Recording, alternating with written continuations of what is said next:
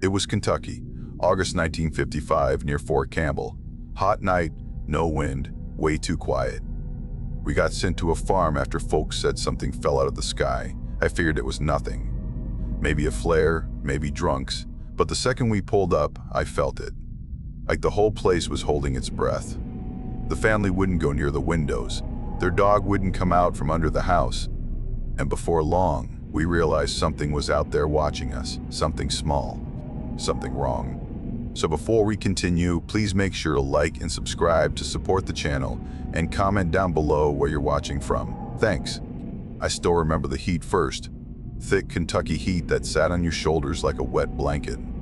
Late summer, August 21, 1955, out near Fort Campbell where the fields go on forever and the tobacco rows buzz with insects that never shut up. Sun slipping low into a dull haze, dust hanging in the air like it had nowhere else to go. I was Staff Sergeant Jack Mallory back then, 30-some years old, steady as a fence post if you listen to the guys. I just thought of myself as tired. Most of us were. Post-war work had that effect, nothing dramatic. Just long days, long nights, and the quiet truth that nobody gave a damn about our guard rotations as long as we didn't screw up. We were in the motor pool near dusk, sweat soaking through our shirts while we checked the Jeep in gear. Corporal Eddie Ruiz sat on a crate fiddling with the radio. Dry humor, sharp tongue, good man when things went sideways. Next to him was Carter, local boy who knew every hill and every muddy track between the post and the state line. Tall, wiry, always smelled faintly like hay. Private Donald Bishop hovered close, fresh out of school, trying too hard. Kid reminded me of myself when I still thought the world made sense. And then there was Lieutenant Hayes, Butterbar. Clean uniform, jaw clenched like he wanted everyone to think he was in charge but wasn't sure how to prove it. We weren't doing anything special, just prepping for nighttime security rotation, rifles checked, sidearms in holsters, canteens sloshing, flashlights tested, helmets tossed into the Jeep. Same old nonsense. Ruiz muttered about wanting a transfer to anywhere cooler. Carter talked about some creek he used to swim in as a kid. Bishop asked dumb questions he already knew the answers to. Hayes tried to look like he was supervising, but mostly he hovered near me. Officers do that when they're unsure. Stick close to the NCO who looks like he knows what he's doing. Someone brought up local stories. Carter, of course. Said the folks around Hopkinsville always talked about strange lights out past Kelly, weird things in the hollers, animals acting wrong. Ruiz made a snorting sound and said, the only strange thing in Kentucky was the food. Bishop laughed too hard. Hayes ignored them. I waved it off as country talk. Heard plenty like it in my time. Every rural patch in America has stories about lights and ghosts and devils in the woods. We were about to mount up when one of the sergeants from inside yelled my name. I told the squad I'd be back and walked into a little office off the side of the building. Cool inside, dim, smelled faintly of tobacco and paper. That's where I saw the county deputy, big gut, sweaty hat, badge loose on his belt. Next to him stood a farmer in overalls. Thin man, pale in a way that wasn't from the heat. His fingers twitched at his sides. The deputy gave me a look that said he wasn't enjoying this. The farmer didn't look at me, just stared at the floor, breathing quick. The sergeant shut the door behind me. The deputy said they'd had a call. Something crashed or landed near the farmer's property. Bright object from the sky, noise like metal tearing. The farmer nodded hard, said there were small things moving around his house now, light in their eyes. Long arms. Said they'd scratched at the roof and peered through the windows. Said he'd fired shots already but didn't know what he'd hit. I remember thinking he was drunk, but his hands weren't shaking from booze. They were shaking like someone who had been scared for hours. The deputy wasn't buying it either, but he said other folks had called in about a streak across the sky earlier. Not the first time people claimed they saw something like that. Usually ended with, must have been a meteor or kids making noise. But this was different. The farmer wanted help, and command had decided we were close enough and bored enough to handle it. I asked if maybe it was a downed aircraft. He shrugged, said he didn't know. But the farmer insisted it wasn't big enough to be a plane. Whatever it was, he wanted someone armed on his land. Hayes stepped in behind me, having followed. The deputy eyed him and said he needed soldiers who knew the countryside. I told him Carter was local. That seemed to settle him. Command gave the order, take a small team, ride out, check for crash debris or trespassers. Simple enough, at least on paper. I walked back out to the motor pool, told the guys we had a job. Ruiz raised an eyebrow and asked if it was real work or another wild goose chase. Carter looked at the farmer and went quiet. Bishop started asking questions again. How far? What crashed? Were we expecting Russians? Hayes answered all of them with the calm voice he saved for when he wanted to sound like an officer. We loaded up. The Jeep rattled to life.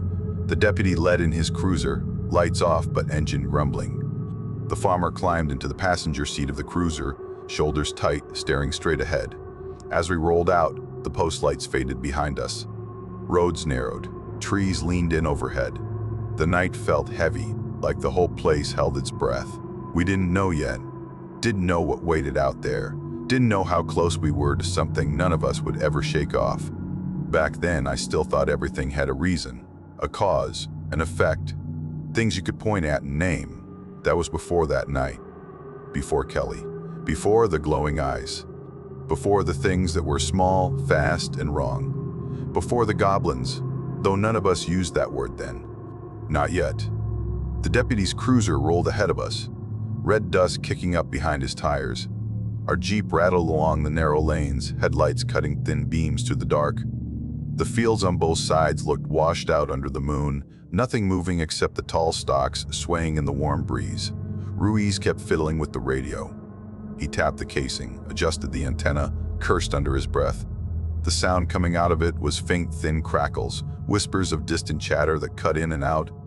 He said the signal felt mushy, like the air itself was choking it. Carter leaned over from the back seat, eyes scanning the woods.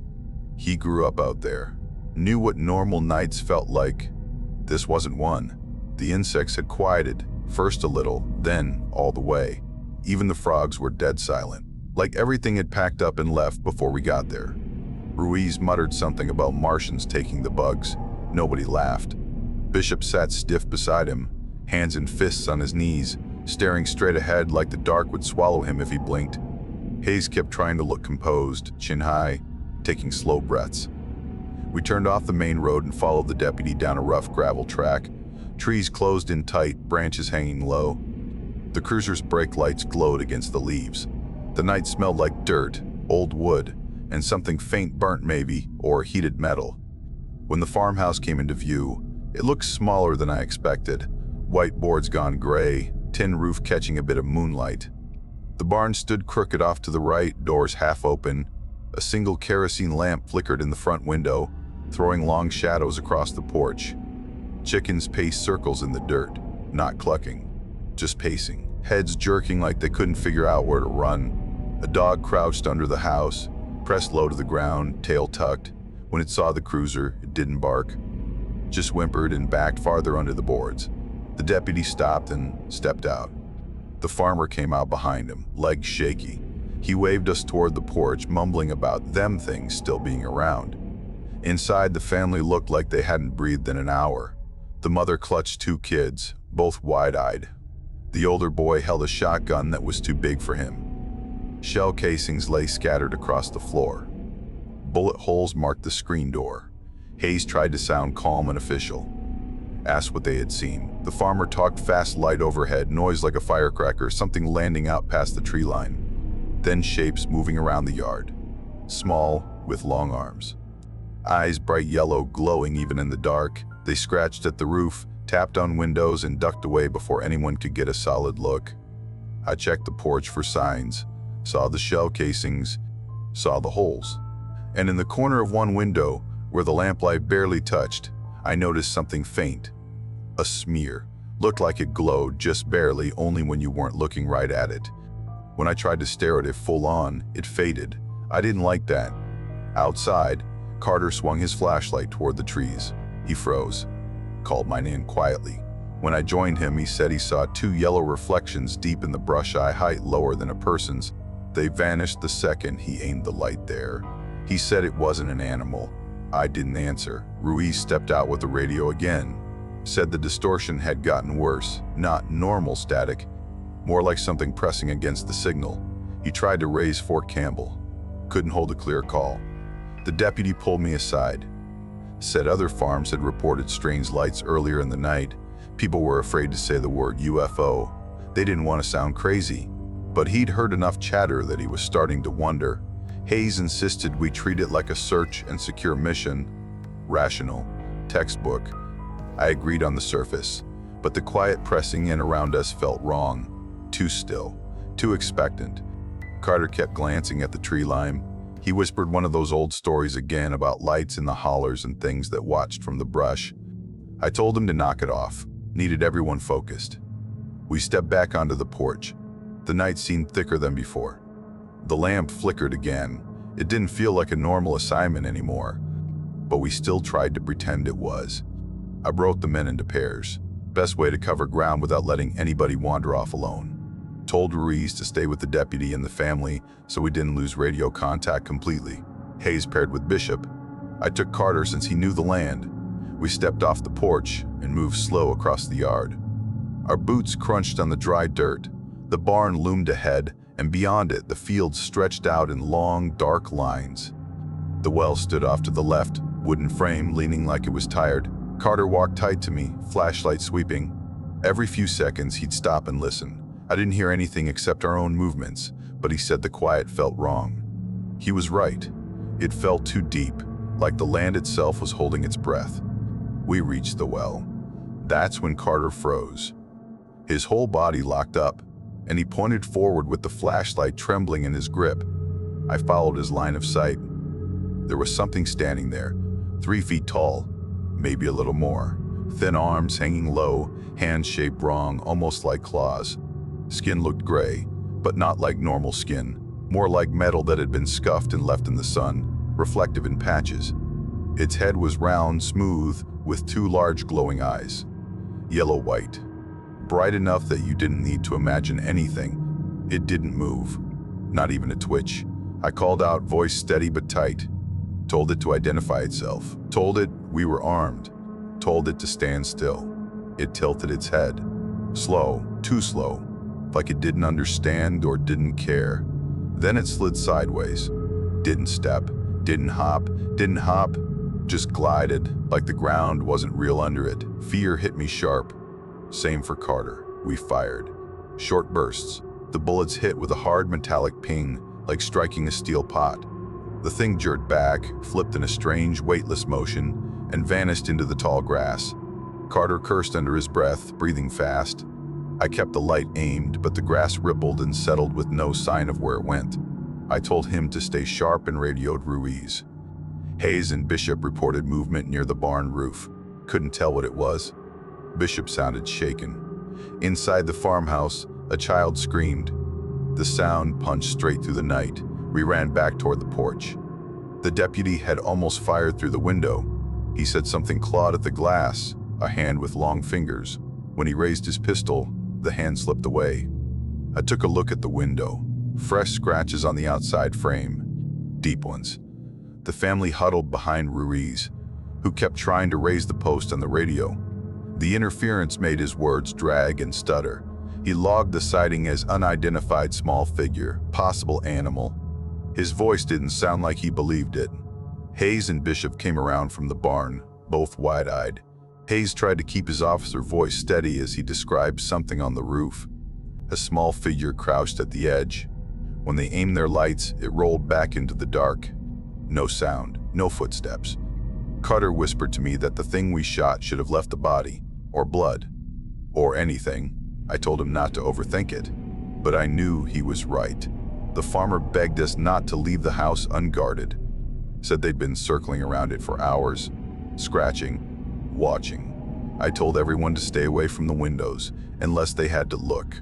The creatures seemed drawn to them. We took positions around the porch. The night pressed in thick. The grass rustled in places it shouldn't. Every now and then, one of those glowing pairs of eyes would blink from the edge of the yard, then fade when a flashlight touched it. I kept thinking about the one near the well, the way it tilted its head, the sound of the bullets hitting it, the metallic ping. I'd been in combat. I'd seen men hit, animals hit, vehicles hit. That sound wasn't any of those. Something else was out there.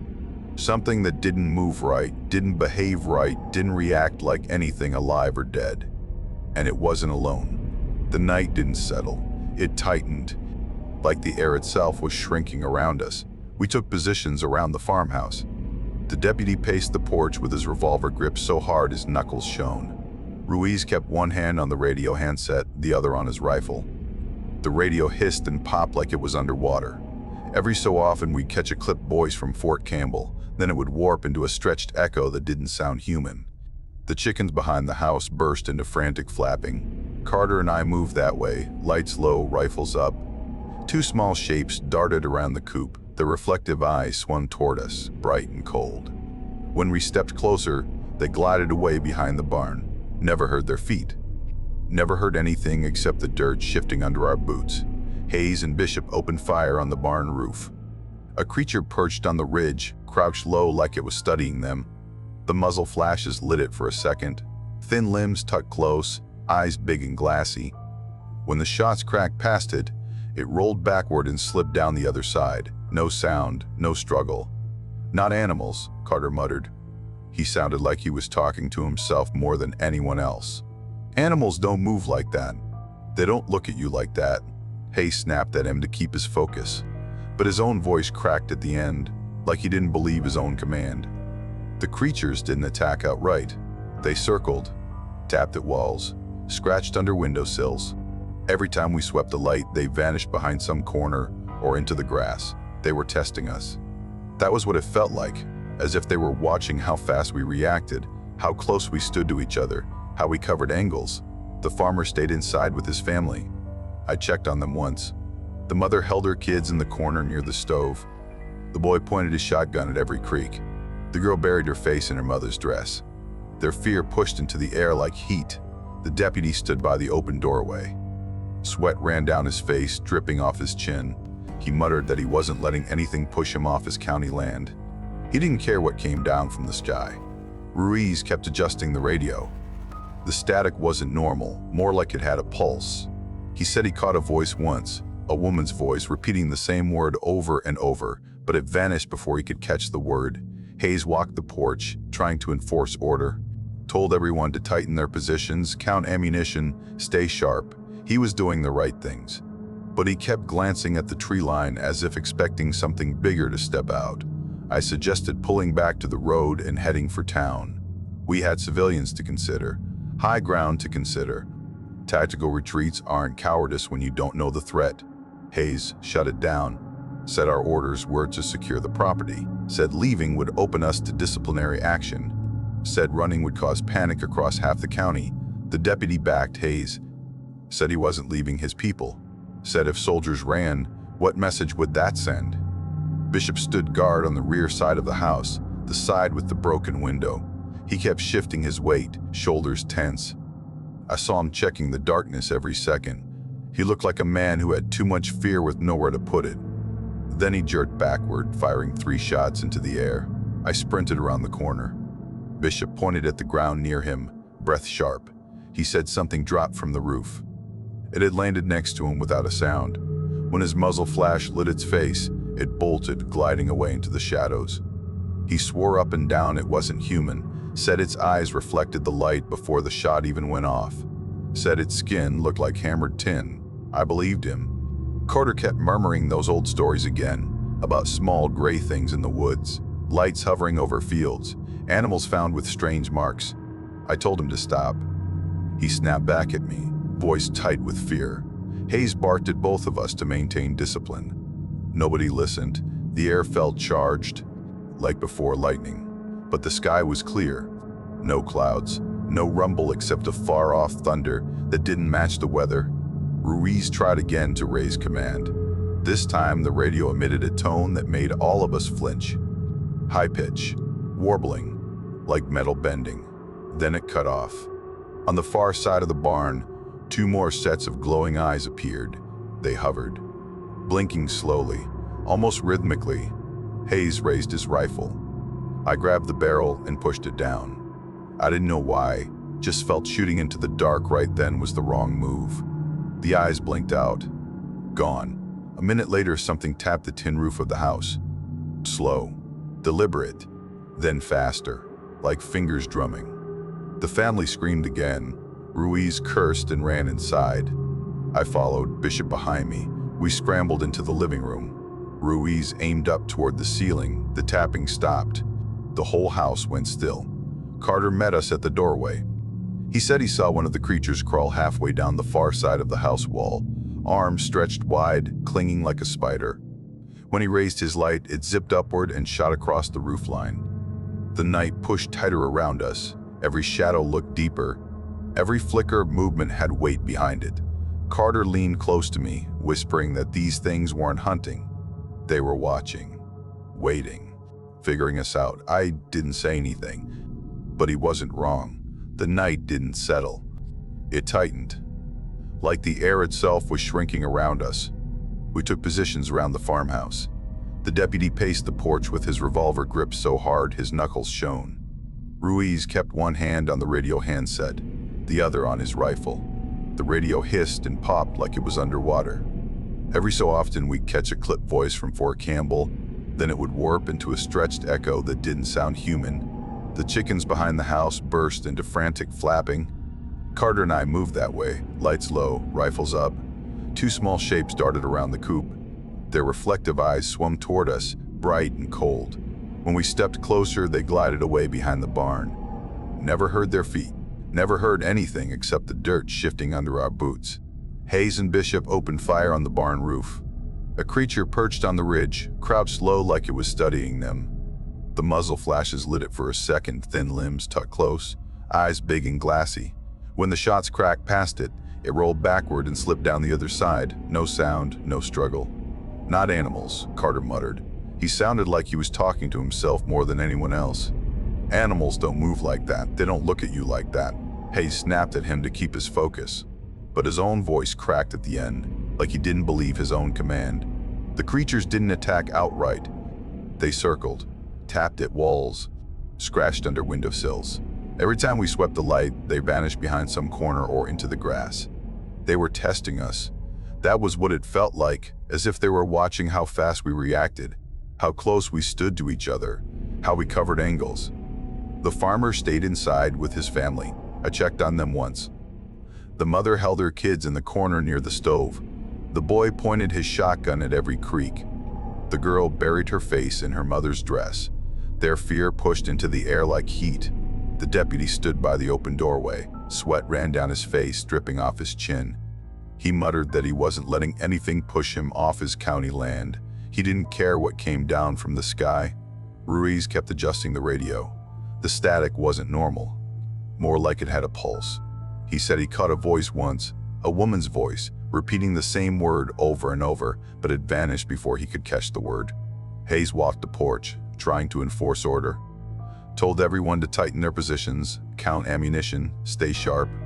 He was doing the right things. But he kept glancing at the tree line as if expecting something bigger to step out. I suggested pulling back to the road and heading for town. We had civilians to consider, high ground to consider. Tactical retreats aren't cowardice when you don't know the threat. Hayes shut it down, said our orders were to secure the property, said leaving would open us to disciplinary action, said running would cause panic across half the county. The deputy backed Hayes, said he wasn't leaving his people, said if soldiers ran, what message would that send? Bishop stood guard on the rear side of the house, the side with the broken window. He kept shifting his weight, shoulders tense. I saw him checking the darkness every second. He looked like a man who had too much fear with nowhere to put it. Then he jerked backward, firing 3 shots into the air. I sprinted around the corner. Bishop pointed at the ground near him, breath sharp. He said something dropped from the roof. It had landed next to him without a sound. When his muzzle flash lit its face, it bolted, gliding away into the shadows. He swore up and down it wasn't human. Said its eyes reflected the light before the shot even went off. Said its skin looked like hammered tin. I believed him. Carter kept murmuring those old stories again about small gray things in the woods, lights hovering over fields, animals found with strange marks. I told him to stop. He snapped back at me, voice tight with fear. Hayes barked at both of us to maintain discipline. Nobody listened. The air felt charged, like before lightning, but the sky was clear. No clouds, no rumble except a far-off thunder that didn't match the weather. Ruiz tried again to raise command. This time the radio emitted a tone that made all of us flinch. High pitch, warbling, like metal bending. Then it cut off. On the far side of the barn, 2 more sets of glowing eyes appeared. They hovered, blinking slowly, almost rhythmically. Hayes raised his rifle. I grabbed the barrel and pushed it down. I didn't know why, just felt shooting into the dark right then was the wrong move. The eyes blinked out, gone. A minute later, something tapped the tin roof of the house, slow, deliberate, then faster, like fingers drumming. The family screamed again. Ruiz cursed and ran inside. I followed, Bishop behind me. We scrambled into the living room. Ruiz aimed up toward the ceiling. The tapping stopped. The whole house went still. Carter met us at the doorway. He said he saw one of the creatures crawl halfway down the far side of the house wall, arms stretched wide, clinging like a spider. When he raised his light, it zipped upward and shot across the roofline. The night pushed tighter around us. Every shadow looked deeper. Every flicker of movement had weight behind it. Carter leaned close to me, whispering that these things weren't hunting. They were watching, waiting, figuring us out. I didn't say anything, but he wasn't wrong. Hayes called us in close, said we needed to stop reacting and take control of the perimeter. His voice shook, but he forced it steady. I could tell he was holding on to the one thing officers always cling to: procedure. If he lost that, he'd lose everything. He ordered a coordinated sweep. Slow push past the barn, then toward the tree line where Carter kept seeing movement. Ruiz didn't like leaving the farmhouse, but Hayes insisted. The deputy said he'd stay with the family, revolver ready, door barred once we stepped out. We formed up, me and Carter on point, Hayes and Bishop behind us, Ruiz covering the rear with the radio slung over his shoulder. Our flashlights cut thin cones of pale light across the yard. The barn loomed like a dead giant beside us. We moved past the coop first. The ground was torn up, scratches in the dirt, prints that didn't look right, too small, too round, too shallow. Not like anything walking with weight. Near the fence post at the edge of the field, Carter pointed at something smeared along the top rail. I touched it with 2 fingers. Oily, thin, almost cold. When the moonlight hit it, it gave off a faint shimmer, same kind of glow I'd seen on the window earlier. Metallic, Carter whispered. That's not blood. Bishop swallowed hard.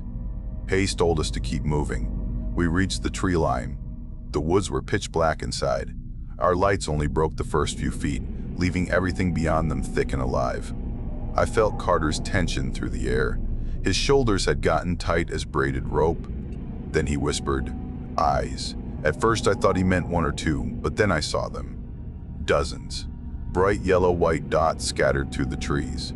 Some low to the ground, some higher, some too high for anything small to reach on its own. The eyes blinked, not all at once, but in patterns, rows fading in and out, like they were talking to each other. Hayes whispered for calm. Bishop's breath shook. Ruiz muttered a prayer in Spanish. Carter took a step back without meaning to. I didn't blame him. Then the eyes vanished. All at once, the darkness swallowed them. We didn't get more than a second before the branches above us rustled. Leaves shook. Something glided overhead. Ruiz shouted. Something else dropped behind us, then beside us, then another above. Flashlights jerked around, beams slashing through the dark. One of the creatures landed on my back, cold, light, no heavier than a sack of straw. But its grip was strong, thin fingers curled around my helmet and shoulder strap. Its breath, if that's what it was, felt like cool air blowing across my ear. I slammed an elbow back. Carter swung his rifle butt hard. The creature tumbled off me, rolling across the dirt. Carter went to finish it, but by the time we brought our lights around, it was gone. Not a sound, not a trace. Hayes fired into the trees, shouting for the creatures to show themselves.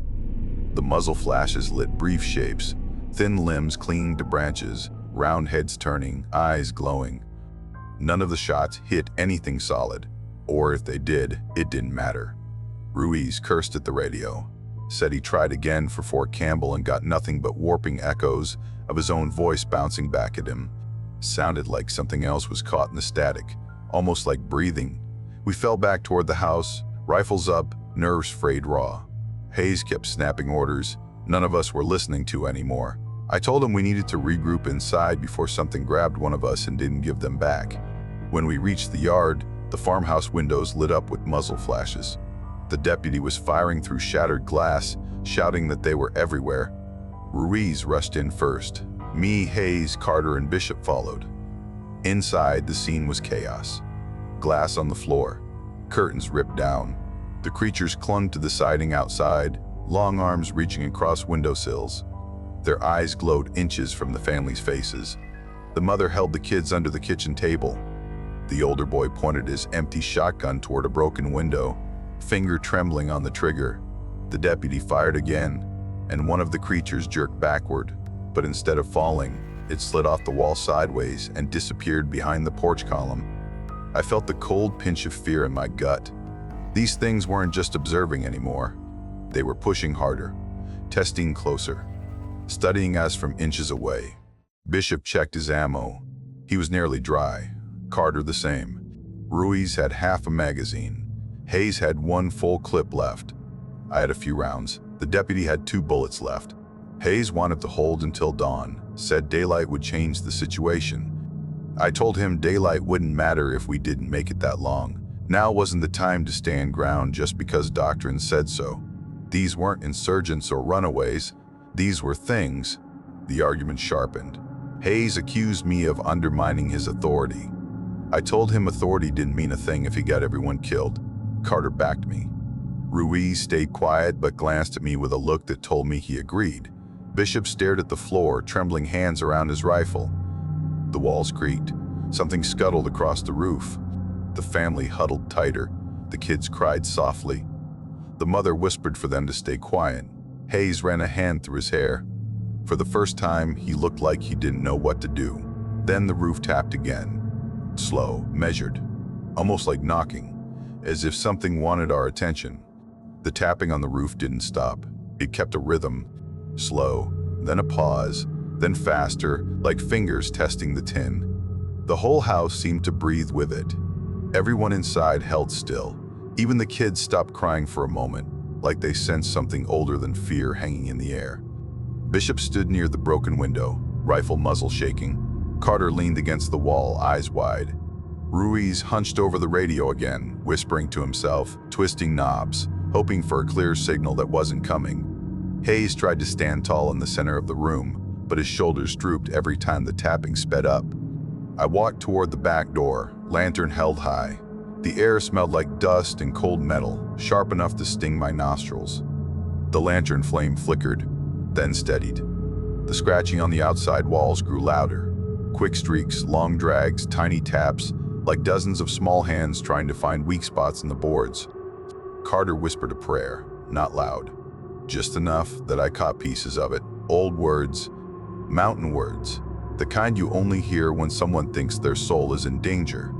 I didn't tell him to stop this time. A sudden thump shook the back window. The lantern jumped in my hand. A gray arm forced its way through the broken frame, thin but strong, elbow bent the wrong direction, fingers splayed wide with clawed tips scraping into the wood.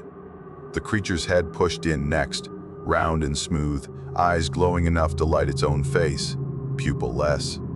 Cold, a mouth barely visible until it opened wide, showing thin needle teeth in a bone-white row. It was inches from me. I didn't think. I shoved the lantern aside and jammed my rifle forward, firing a burst into its open jaws. The recoil hammered up my arm. The muzzle flash filled the room.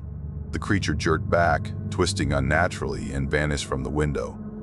I rushed forward, but when I aimed the light outside, there was nothing. No blood, no body. Just a faint, shimmering smear on the outer wall, fading as I watched. Hayes shouted that it must have been some kind of suit. Experimental gear. Enemy agents. Something explainable, something human. He clung to those words like a life raft, but even he didn't sound convinced. His voice cracked with each sentence. The deputy finally snapped. He demanded relief. Said this wasn't normal, wasn't natural, wasn't anything a badge or rifle could fix. His revolver trembled in his hand. The mother cried harder when he raised his voice, terrified that the argument would bring the creatures closer. Carter fired back at Hayes, telling him his officer training didn't mean a damn thing against creatures that glided instead of walking. Hayes stepped toward him, shouting that he would not abandon the mission. Carter shouted back that missions didn't matter when you were dead. I cut between them, told both to shut up, told Hayes if he wanted discipline, he'd get it, but only if we survived long enough to talk about it. His eyes softened, just for a second. He was more scared than angry. Then, without warning, the lantern flickered hard. The flame shrank, stretched, then died. The house dropped into complete darkness. I couldn't see my own hand in front of my face. Something hit the walls from all sides. Scratching, clawing. A thump on the roof strong enough to shake dust loose. The kids screamed. The mother dragged them under the table. The deputy fired blindly through a window, shattering the remaining glass. Ruiz fired twice into a corner, shouting that he saw something move. Gunshots strobed the dark with harsh flashes. Each flash lit pieces of the creatures.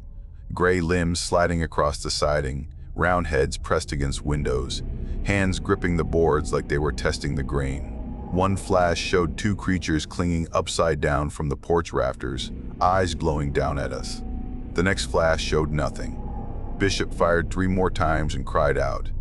He'd grazed the deputy's arm by accident. Blood ran down the deputy's sleeve. The mother begged us not to shoot near the children. Ruiz yelled that if we didn't shoot, the creatures would be inside for real. It felt like minutes, maybe only seconds. Then everything stopped. The scratching faded. The thumps died. The silence returned like a heavy blanket. Carter relit the lantern with shaky hands. The soft glow spread across the room. Every window was open, every curtain torn. The boards around the house groaned as if something had just stepped away. Hayes staggered to a wall and leaned there, panting. Bishop whispered that he couldn't take more of this. The deputy gripped his wounded arm and said if we didn't run now, we'd die here. Ruiz stared at the radio, said something strange. Whatever was interfering with the signal, it wasn't just blocking us. It was listening. That was the word he used. Listening. I walked to one of the shattered windows and looked out. The yard was empty, but the quiet felt wrong again. But the whole world stopped for a reason. And then it hit me. The creatures could have come in at any time. They could have dragged us out, torn us apart, taken the family, but they didn't. They weren't hunting us. They were studying us, testing our reactions, watching how we fought, how we feared, how we survived. And I realized we were past the point where guns and orders mattered. We weren't dealing with men, animals, or anything with rules we understood. We were experiments to them. The realization hit me hard enough that my knees felt weak. We weren't fighting for our lives. Not exactly. We were performing for something we didn't understand. And whatever those things were, they wanted to see what we'd do next. I didn't want to give them another show. I told Hayes we were leaving, not debating, not arguing. Leaving. Hayes stared at me, lips tight, eyes twitching like he was trying to piece together a thought too big to hold. Then he exhaled, long and defeated. He nodded. Fine, he said. Evacuate the civilians. Fall back to the road. Carter didn't wait for more. He grabbed the mother's bag, shoved it into her hands. Bishop reloaded with trembling fingers. Ruiz stuffed the radio into its pack and slung it over his shoulder. The deputy herded the family toward the door like he'd been ready to bolt for hours. We moved fast. Out the front door and down the steps. The yard was black except for the lantern light spilling behind us. The Jeep sat near the fence, shadowed, quiet. Beyond it stood the deputy's cruiser. And around everything, the fields shimmered with small movements. The creatures were everywhere. On the roof, in the grass, clinging to the side of the barn, standing under the trees. Their eyes glowed in scattered patterns, dozens upon dozens, watching us rush into the open like fools. Move, I shouted. Carter ran ahead to the Jeep. I took the left side with Bishop. Hayes pushed the deputy and the family toward the cruiser. Ruiz crouched low, radio pack bouncing on his back. A shape dropped from the farmhouse roof and landed on the Jeep's hood. Its claws screeched across the metal. Carter yelled and fired point blank. The creature recoiled, flipping backward, vanishing into the tall grass like it had been sucked under the earth. Another shape moved near the chicken coop. Bishop fired a burst at it, but slipped on loose dirt and fell hard. His rifle skidded away. He lay there, stunned, staring up as a creature crawled toward him. Its limbs bent wrong, its head tilted like it was curious. I sprinted to him. Something sliced across my shoulder claws or debris, I couldn't tell. Felt like a hot line of pain across my skin. I grabbed Bishop by his harness and dragged him up. The creature glided closer, silent, arms reaching. Hayes appeared behind us, firing at the thing until it jerked back and slid away. His hands shook around the rifle, but he held his ground. We shoved Bishop toward the Jeep. Carter hauled him inside. Ruiz climbed onto the back and kept his rifle aimed outward. The deputy got the family into the cruiser. The mother clutched her kid so tight it looked like she'd never let go. I opened the Jeep door when something moved at the tree line, dozens of eyes lighting up in rows. They blinked slowly, all in rhythm, like breathing. A low humming started in the dark, not from any machine, from the air itself. A pressure that pushed into my chest and made my teeth ache. "Start the engine," I yelled. Carter turned the key. The Jeep coughed, sputtered, then roared to life. The sound broke something in the air. A few of the glowing eyes disappeared into the shadows. Others stayed fixed on us. The deputy's cruiser started. Headlights cut bright lines across the yard. The creatures nearest the light pulled back, gliding quick into the grass. We didn't waste a second. Both vehicles lurched forward. As we sped toward the road, creatures appeared on both sides, running parallel, gliding alongside the ditch, perched on fence posts as we passed. One landed on the Jeep side panel, claws tapping on the metal. I swung my rifle up with one hand and fired. The creature dropped away into the dark. Ruiz yelled that the radio had cleared. I heard it too, the hiss fading, replaced by normal chatter. No warping, no echoes, no listening. It was like crossing an invisible line the creatures didn't want to follow. We hit the main road and turned toward Hopkinsville. The deputy's cruiser stayed close behind, headlights bouncing over ruts and cracks. Carter kept glancing in the mirror. His breath came fast. But nothing chased us. When the farm was a distant shadow behind us, I twisted in my seat. I saw them. A cluster of gray shapes standing on the farmhouse porch. Dozens of glowing eyes reflecting the cruiser's taillights, all of them perfectly still, watching. Not chasing, just watching. The hum faded as the distance grew. By the time we hit the first houses in Hopkinsville, the night sounded normal again. Crickets, wind, distant cars. We stopped outside the sheriff's office. The deputy stumbled out first, legs barely working. The family followed. The mother sobbed quietly. The kids stuck to her like they were glued on. Authorities took one look at our wounds, our torn uniforms, the bullet holes in the cruiser, and said we'd fired at owls. Panic, darkness, overreaction, nothing more. I didn't argue. I didn't have the strength. But the look on Hayes' face stayed with me.